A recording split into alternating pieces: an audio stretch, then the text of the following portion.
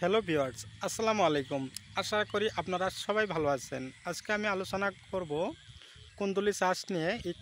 এই কুন্দুলি আমরা কেমনে করে চাষ করি এবং এই কুন্দুলি চাষ করার পরিচর্যা নিয়ে আজকে আমি আলোচনা করতে যাইতেছি। কথা হলো, আপনারা আমার এই ভিডিওটা শুরু থেকে শেষ পর্যন্ত দেখবেন বলে আমি আশা করি।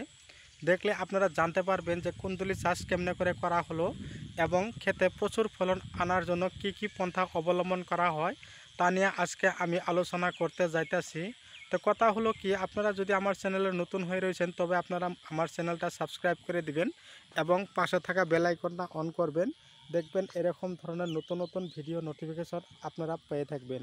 তো এই জায়গায় কিন্তু 1.5 বিঘা মাটির কুন্দুলি চাষ করা হয়েছে।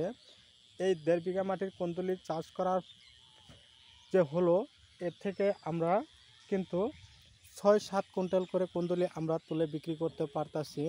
তবে আপনারা যদি এই চাষ করবেন বলে আশা করেছেন, তবে আপনারা কুন্দুলির এগুলো শিকড় সংগ্রহ করে আপনারা লাগায় দেন।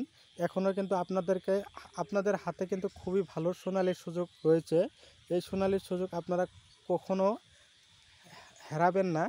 এরকম ধরনের কুন্দুলি চাষ করে আপনারা বছরে 1 বিঘা মাটির থেকে অন্তত 1.5-2 লাখ টাকা একটা ইনকাম করার ভালো একটা রাস্তা খুঁজে নেন বলে আমি আশা রাখলাম। তো এই কুন্দুলি যদি আপনারা ভালো করে গোবর সার এবং অন্য টিএসপি সার এবং 14-28 সার, এগুলো সার দিয়ে আপনারা ভালো করে ক্ষেত বানাতে পারেন এবং ভালো করে চাষ করতে পারেন, দেখবেন অল্প দিনে আপনাদের হাতে প্রচুর টাকা এসে যাবে। তো কথা হলো বন্ধুরা, এরকম ধরনের কুন্দুলি চাষ করতে হলে আপনারা কি করতে লাগবে, খেতে প্রচুর পরিমাণে গোবর সারের প্রয়োজন হবে।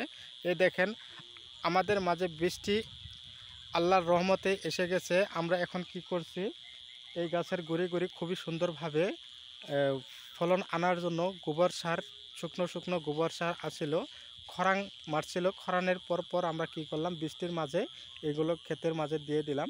এখন দেখতে পারবেন এই গাছগুলোতে প্রচুর পরিমাণে ভালো একটা ফলন এসে যাবে। জ্যৈষ্ঠী মাস পার হয়ে যাইতেছে। জ্যৈষ্ঠী মাসে কিন্তু আমাদের কুন্দুলি গাছ থেকে প্রচুর কুন্দুলি আমরা ছিঁড়তে পারি এবং বাজারে ভালো দামে বিক্রি করতেও পারি। তো আপনারা কি করবেন, এরকম ধরনের কুন্দুলি চাষ করে বছরে 2 থেকে 3 লাখ টাকা ইনকাম করে নেবেন বলে আমি আশা রাখলাম। তো বন্ধুরা, তো আপনারা আমার ভিডিও কোন জায়গা থেকে দেখতেছেন এবং আমাকে কমেন্টের মাধ্যমে বলবেন। দেশ ও দেশের বাইরে থেকে দেখলে আমার এই ভিডিও যদি দেখতেছেন তবে আপনাদেরকে আমি খুবই